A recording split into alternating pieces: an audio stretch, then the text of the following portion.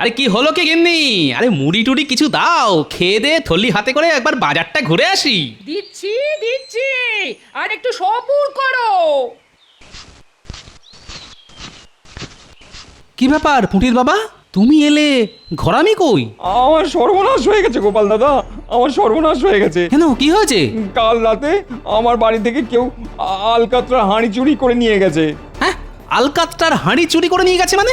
আলকাতরার রং কালো, আবার কাঁচা চুলের রঙও কালো, তাহলে কি?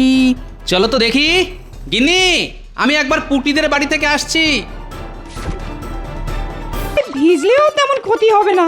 আ তা গোপাল, বাদলায় কাটছে কেমন? তা এক প্রকার খাসা, ঘরের বাইরে বেরোলেও ছাতা, আবার ঘরের ভেতর থাকলেও ছাতা। কেন কেন, ঘরের ভেতরে ছাতা কেন? চাল দিয়ে জল পড়ে বুঝি? তা পরে বই কি, পরেই যখন তখন সারিয়ে নিচ্ছ না কেন? সারাতে তো পারি, কিন্তু ওই যে লোভ। লোভ? কিসের লোভ? ঘরের ভেতর ছাতা মাথায় দিয়ে বসে থাকার লোভ। আসলে কজন ভাগ্যবান আর ঘরের ভেতর ছাতা মাথায় দিয়ে বসে থাকতে পারে বলুন? তোমার কথার মর্ম ঠিক বুঝলাম না। আসলে আমি যতদূর শুনেছি, তাতে বর্ধমানের মহারাজ আর কুচবিহারের রাজামশাই ঘরের ভেতর ছাতা মাথায় দিয়ে বসে থাকেন। আরে সে তো সাধারণ ছাতা নয়, সে তো রাজছত্র। আর ঘর নয়, ঘর নয়, বসে থাকেন রাজসভায়। জানি তো, কিন্তু আমি তো ছোটখাটো মানুষ, তাই ভাঙা ঘরই আমার রাজসভা, আর ছেঁড়া ছাতাই আমার কাছে রাজছত্র। তোমার সঙ্গে কথায় পারে কার সাধ্যি, আর রঙ্গরসিকতাতেও তো তুমি সকলের চাইতে এগিয়ে। চলি চলি হে। আসুন, তবে সাবধানে যাবেন, কদিনের বৃষ্টিতে রাস্তায় যা কাদা।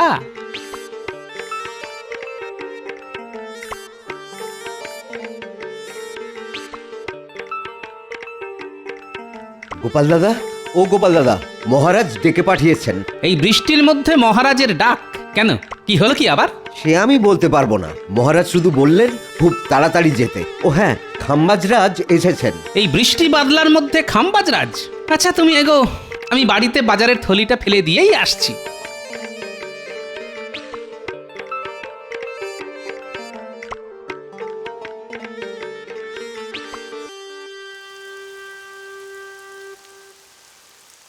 গিন্নি, আরে গিন্নি, কোথায় গেলে গো? কোথাও যাবার কপাল করে কি এসেছি গো? হ্যাঁ, তা সেই একই ভাঙা ঘরে সারা জীবন কাটিয়ে যাচ্ছি। ঘরের এখান ওখান দিয়ে জল পড়ছে বলে মেজাজ বেশ গরম মনে হচ্ছে। যাক, আর বেশি কথা বাড়িয়ে কাজ নেই। এই নাও বাজারের থলিটা ধরো। খুব ভালো কই মাছ আছে এতে। গিন্নি, তুমি রান্না শুরু করো, আমি একটু আসছি, বুঝলে? বলি, কোন রাজকার্যে যাওয়া হচ্ছে শুনি? আজ ঘরামিকে ডাকতে বলেছিলাম না? হ্যাঁ, আরে ঘরামিকে ডাকতেই তো যাচ্ছি, তবে যাবার আগে একবার রাজবাড়িতে ঘুরে যেতে হবে। মহারাজ ডেকে পাঠিয়েছেন। আহ, আবার সেই মহারাজ! কি মন্দ রে, মহারাজ যে তোমাকে বশ করেছেন কে জানে।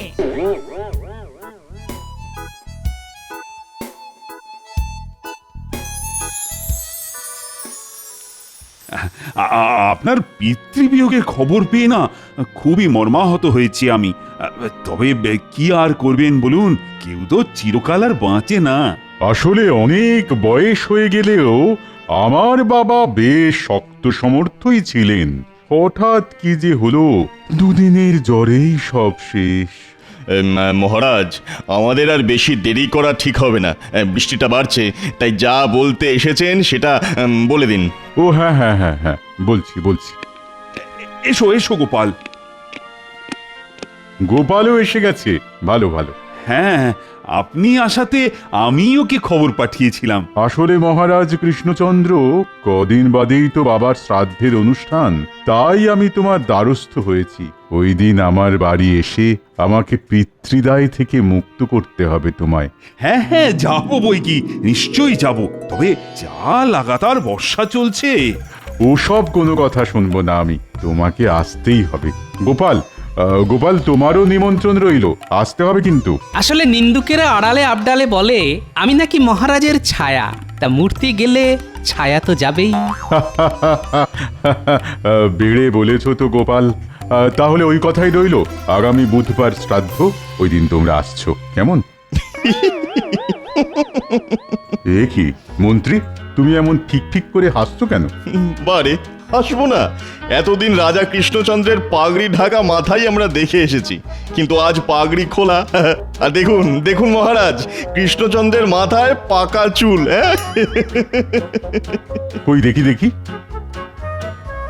তাই তো, কৃষ্ণচন্দ্র, এই বয়সে তোমার মাথায় পাকা চুল কেন? ইয়ে মানে আসলে রাজ্য চালানোর চিন্তা তো, মনে হয় ওই চিন্তাতেই চিন্তা? উফ, দেখো, রাজ্য আমিও চালাই, আর তোমার থেকে আমার বয়সও বেশি। কই, আমার মাথায় একটা চুলও তো এখনো পাকেনি। তা মহারাজ কৃষ্ণচন্দ্রের এইটুকু একটা রাজ্য চালাতে যদি চুলই পাকিয়ে ফেলতে হয়, তাহলে এক কাজ করুন না কেন, আপনার রাজ্য ভার আমাদের মহারাজের হাতে সঁপে দিয়ে আপনি বিশ্রাম নিন। না হলে যে দুদিনেই সব চুল সাদা হয়ে যাবে। হ্যাঁ, বেড়ে বলেছ মন্ত্রী। হ্যাঁ, এই জন্যই বলে স্বভাব যায় না মূলে। হ্যাঁ, বাবার শ্রাদ্ধে নেমন্তন্ন করতে এসেও মহারাজকে খোঁচা মারতে ছাড়ছে না। কৃষ্ণচন্দ্র, আমি তাহলে উঠছি। কি আর করবে বলো, গুরুজনের শ্রাদ্ধে তো আর পাগড়ি পরে যাওয়া যায় না, তাই পাকা চুল নিয়ে যেও। হ্যাঁ, আসছি আসছি তাহলে। তোমাকে আর আসতে হবে না, তোমাকে আর আসতে হবে না, বাকি পথ আমরা চলে যেতে পারবো। তুমি বরং তোমার মাথার পাকা চুলটা একটু সামলাও। হ্যাঁ,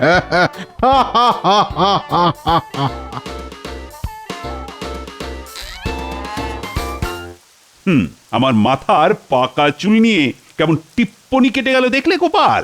তাই তো দেখলাম। শ্রাদ্ধের অনুষ্ঠানে তো আর পাগড়ি মাথায় দিয়ে যাওয়া শোভা পায় না। না, তা তো যায় না। আর খালি মাথায় গেলে যদি ওখানেও আমার পাকা চুল নিয়ে টিপ্পনি কাটে, সেটা কাটতেই পারে। আসলে খাম্বাজরাজ আর তার মন্ত্রী তো আপনার খুঁত ধরার জন্য মুখিয়ে থাকে।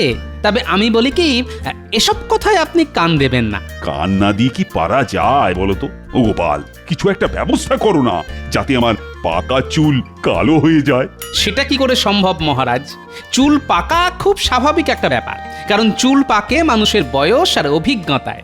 তাকে কালো করার কোনো উপায় তো আমার জানা নেই মহারাজ। না না না, ব্যাপারটাকে এত হালকা করে নিও না। তুমি হয়তো না জানতে পারো, কিন্তু কেউ না কেউ তো জানতে পারে। আজ রাজসভায় গিয়ে সকলের সাথে এ ব্যাপারে একটা আলোচনা করা দরকার। শোনো, আজ তোমাদের সাথে একটা বিষয় নিয়ে আলোচনা করতে চাই। আচ্ছা, পাকা চুলকে কালো করা যায় কিভাবে? পাকা চুলকে কালো? এ তো আচ্ছা ঝামেলা ভালো। না মহারাজ, আমার তেমন কিছু জানা নেই। কথায় কথায় ছড়া কাটা ছাড়া তোমার যে আর কিছু জানা নেই, সেটা আমার ভালো করে জানা আছে। হ্যাঁ, বিজ্ঞানী, তা তুমি কি কোনো আলোকপাত করতে পারো? মহারাজ, পাকা চুলকে কালো করা নিয়ে কোনো পরীক্ষা এ যাবৎ আমি করিনি, তবে আপনি বললে শুরু করতে পারি। তাহলে আজ থেকেই শুরু করে ফেলো নাকি? একটা কথা আগেই বলে রাখি মহারাজ, এই পরীক্ষার ফল পেতে কিন্তু বেশ কিছুদিন লেগে যাবে। সর্বনাশ, বেশ কিছুদিন? কিন্তু আমার যে খুব তাড়াতাড়ি চাই, মানে আগামী সোম মঙ্গলবারের মধ্যেই। ক্ষমা করবেন মহারাজ, এত তাড়াতাড়ি এসব পরীক্ষার ফল পাওয়া যায় না। হয়তো তাড়াতাড়ি করে কিছু একটা বানিয়ে দিলাম, কিন্তু তাতে করে যদি উল্টো ফল হয়, যদি মাথার সামান্য কটা পাকা চুল কালো না হয়ে মাথার সব চুল সাদা হয়ে যায় বা উঠে যায়, তাহলে? মহারাজ যে কেন পাকা চুল নিয়ে এত মাতামাতি করছেন কে জানে। আচ্ছা, আর কি কেউ জানো? ও মন্ত্রী, এই সুযোগে যদি কিছু একটা করে মহারাজের কাছ থেকে কিছু হাতিয়ে নেওয়া যায়। মহারাজ, এতক্ষণ ধরে আমি শুধু শুনে যাচ্ছিলাম আর মনে করার চেষ্টা করছিলাম। মনে করার চেষ্টা করছিল নাকি নতুন কোনো ভড়ং? কি মনে করার চেষ্টা করছিলে মন্ত্রী? এক কেশ বিশারদের নাম, কি যেন নামটা, হ্যাঁ, মনে পড়েছে, গৌরহরি। গৌরহরি? হ্যাঁ মহারাজ, গৌরহরি বলে একজন কেশ বিশারদ আছে। সে হয়তো পাকা চুল কালো করার গোপন কৌশল জানে। তাহলে আর দেরি করছো কেন? যাও যাও, এক্ষুনি তার কাছে যাও। যথাজ্ঞা মহারাজ।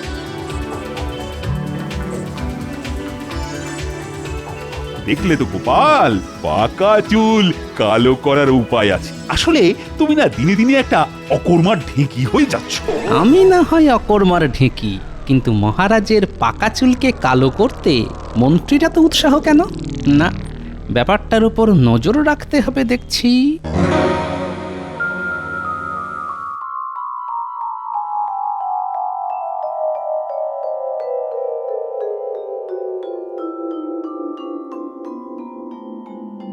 আলকাতরা লাগাচ্ছে না? এই তো পেয়ে গেছি। না, রাজসভা থেকে বেরোতে অনেক দেরি হয়ে গেল। বৃষ্টিটা এখন কমেছে, যাই একবার পুঁটিদের বাড়ি থেকে ঘুরে আসি। ওদের বাড়ি ঘরামির কাজ হচ্ছে শুনেছি, দেখি যদি ঘরামিকে ধরে কয়ে আমার ঘরের চালাটা একটু সারিয়ে নেওয়া যায়, না হলে গিন্নি আর আস্ত রাখবে না। পুটির বাবা, ও পুটির বাবা। বলো গোপাল দাদা। তা তোমাদের বাড়ি ঘরামির কাজ আর কতদিন চলবে? বড়জোর আর 2-1 দিন। চালের কাজ হয়ে গেছে, এখন শুধু আলকাতরা লাগানোর কাজ বাকি। আচ্ছা, ঘরের নিচের দিকের অংশে আলকাতরা লাগাচ্ছ কেন? আসলে মাটির বাড়ি তো, জলের ঝাপটায় ঘরের তলার দিক ভিজে গিয়ে মাটি আলগা হয়ে যায়। হ্যাঁ, বুঝতে পেরেছি। আলকাতরা লাগালে ওই জলের ছাট মাটি আলগা করে দিতে পারবে না, তাই তো? ভালো ভালো, খুব ভালো। আমি এরকমটা করিয়ে নেবো, বুঝলে? ও ভাই, এই বাড়ির কাজ মিটলে আমার সাথে দেখা করো তো, আমার বাড়িতেও একটু কাজ আছে। ঠিক আছে গোপাল বাবু। আমার ঘরের কাজ মিটে গেলে আমি ওকে তোমার কাছে নিয়ে যাব। হ্যাঁ, খুব ভালো। আমি তাহলে চলি হে। তাহলে বুঝতে পারলি তোকে কি করতে হবে? খুব বুঝতে পেরেছি, তবে কি তবে? খুব বেশি না হলেও এ বিষয়ে আমার 3টে মাত্র প্রশ্ন আছে। প্রথম প্রশ্ন, কাজটা কি আমি একলাই করব, না ঘটা আমার সঙ্গে থাকবে? না, কোনো ঘট বা ঘটা সঙ্গে থাকবে না। ওই যে কথায় আছে না, অতি সন্ন্যাসীতে গাজন নষ্ট। তাই কাজটা তোকে একলাই করতে হবে। আমি অবশ্য তোর সঙ্গে থাকবো। ভালো ভালো। আমার দ্বিতীয় প্রশ্ন এবার করি। বলছি যে আলকাতরা কোথা থেকে পাবো? পুঁটিদের বাড়ি আলকাতরার কাজ হচ্ছে, ওখান থেকে চুরি করে নেব। খুব ভালো, খুব ভালো। চুরি করার ব্যাপারে আপনি তো আমাদের গুরুদেব। কিছু বললি? না না না, কিছু না। এবার আমার শেষ প্রশ্ন, এই কাজটায় আমি কত পাবো? সে নিয়ে তোকে ভাবতে হবে না, ভালো মতো দিয়ে তোকে পুষিয়ে দেব। যা এখন বাড়ি যা, কাল সকালে আসিস। খুব ভালো, খুব ভালো।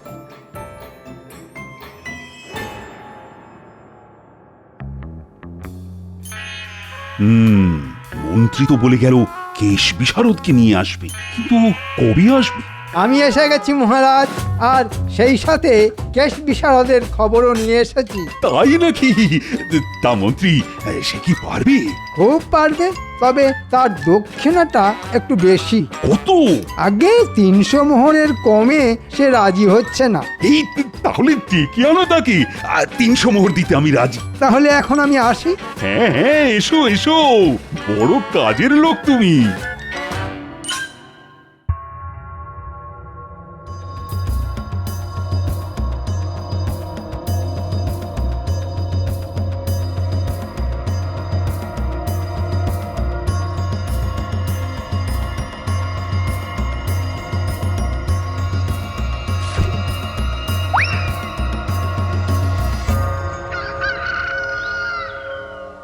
আরে কি হলো কি গিন্নি? আরে মুড়ি টুড়ি কিছু দাও, খেয়ে দে থলি হাতে করে একবার বাজারটা ঘুরে আসি। দিচ্ছি, আর একটু সবুর করো। কি ব্যাপার পুঁটির বাবা, তুমি এলে? ঘরামি কই? আমার সর্বনাশ হয়ে গেছে গোপাল দাদা, আমার সর্বনাশ হয়ে গেছে। কেন, কি হয়েছে? কাল রাতে আমার বাড়ি থেকে কেউ আলকাতরা হাঁড়ি চুরি করে নিয়ে গেছে। হ্যাঁ, আলকাতরার হাঁড়ি চুরি করে নিয়ে গেছে মানে? আলকাতরার রং কালো, আবার কাঁচা চুলের রঙও কালো, তাহলে কি? চলো তো দেখি। গিন্নি, আমি একবার পুটিদের বাড়ি থেকে আসছি।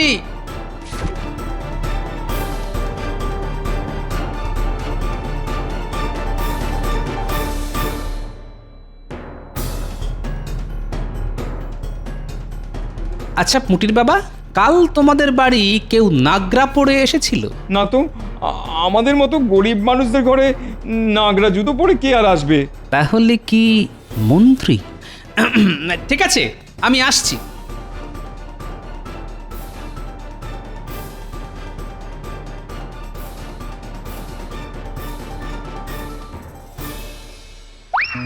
কি মজা! 300 মোহর রোজগার হবে। সেই আনন্দে যাই বাজার থেকে দেখে শুনে জোড়া ইলিশ কিনে আনি। মন্ত্রীমশাই জোড়া ইলিশ কিনতে গেল। এই ফাঁকে যা করার করে ফেলতে হবে। মন্ত্রী গিন্নি এখন হয়তো পুজোর ঘরে, এদিক ওদিক ভালো করে দেখতে হবে। আ, আ, আ, যা অনুমান করেছিলাম ঠিক তাই। এবার দেখো মন্ত্রীমশাই আমার খেলা।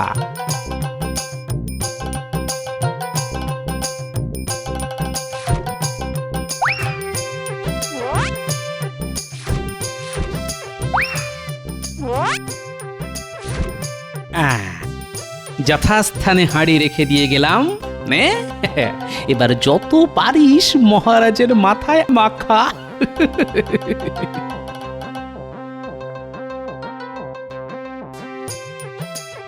এই নাও পুটির বাবা, তোমার আলকাতরার হাঁড়ি।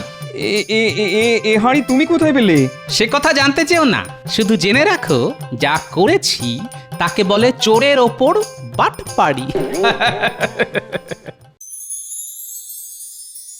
আচ্ছা, তোমার নামটি যেন কি? আগে গৌরহরি। তা গৌরহরি, এই কালো রং থাকবে তো? কি বলছেন কি রাজামশাই, সারা জীবন থাকবে। এছাড়া জীবনে আর একটা চুলও সাদা হবে না নতুন করে। বলছো? বলছি মানে, এ আমার বাপ ঠাকুরদার গবেষণার ফল। যাকে তাকে আমি এই ভেষজ তরল দিই না, শুধু আপনি বলেই হয়ে গেছে রাজামশাই। হয়ে গেছে? হ্যাঁ, হয়ে গেছে। শুধু সামনের কটা দিন মাথা ভেজাবেন না, তারপর যত ইচ্ছে চান করুন। তা আমার পারিশ্রমিকটা? বটা বেটা দেখছি খুব চালাক হয়ে গেছে, নিজে থেকে তাই মোহর চাইছে। দাঁড়া, দেখাচ্ছি তোকে। আরে মোহরের জন্যে কোনো চিন্তা করো না গৌরহরি, মহারাজের কাছ থেকে নিয়ে আমি তোমার বাড়ি দিয়ে আসবো। এখন তুমি চলো। মহারাজ, এখন আপনি বিশ্রাম করুন, আমি পরে এসে মোহর নিয়ে যাব।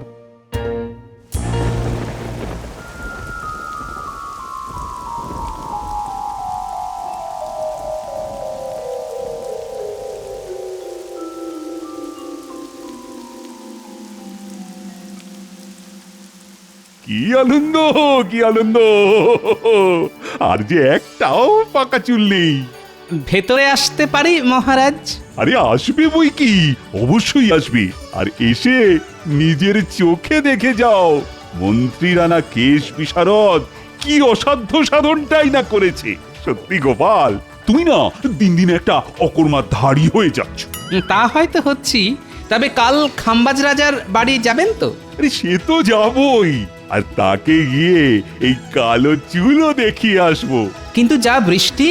সে নিয়ে তোমায় চিন্তা করতে হবে না, আমি ঢাকনা দেওয়া রথে চড়েই যাব। যথা আজ্ঞা মহারাজ।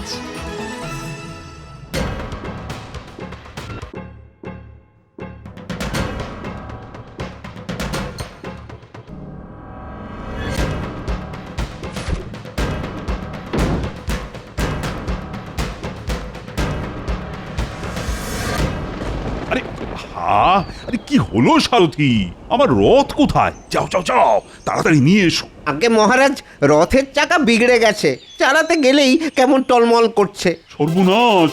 এই তাহলে যাবো কি করে গো? ঘোড়ায় করে চলুন না মহারাজ। ঘোড়া? ঠিক আছে, তাহলে তাই চলো। বৃষ্টিতে ভিজলেও আমার কোনো অসুবিধে নেই, কিন্তু গোপাল, তোমার কোনো অসুবিধে হবে না তো? আগে না মহারাজ।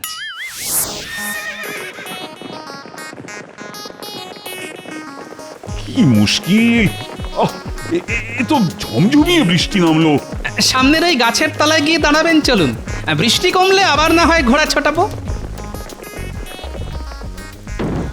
এ কি মহারাজ, আপনার পোশাকে এত কালো রং এলো কোথা থেকে? এ বাবা, আইস, এ তো দেখছি মাথা থেকে গড়াচ্ছে। কই দেখি দেখি। হ্যাঁ হ্যাঁ, বেটা বেটা কেশ বিশারদ আমায় ঠকিয়েছে। এটা বলেছিল রং নাকি সারা জীবন থাকবে। সে হয়তো ঠিকই বলেছিল, কারণ সে তো মাখাতে এসেছিল আলকাতরা, যা একবার শুকিয়ে গেলে সারা জীবনে ওঠা মুশকিল। তবে তাতে করে আপনার চুলের যে 12টা বেজে যেত, তাই আমি আলকাত্রার হাঁড়ি পাল্টে ভূষকালি রেখে দিয়েছিলাম মহারাজ। হ্যাঁ? মন্ত্রীর কেশ বিশারদ আমার মাথায় আলকাত্রা মাখাতে চেয়েছিল। দাঁড়াও দাঁড়াও, মন্ত্রীকে ডেকে ওকে এমন শাস্তি দেব যে... মন্ত্রী? আরে ওটাই তো আসল নাটের গুরু। আর যতদূর মনে হয় কেশ বিশারদটি হচ্ছে গিয়ে ছদ্মবেশী বটা। ওদের আমি বুঝে নেব, কিন্তু কিন্তু সব ভূষকালি উঠে গিয়ে পাকা চুল বেরিয়ে পড়লে খাম্বাজরাজের কাছে আমি মুখ দেখাবো কি করে বলো তো?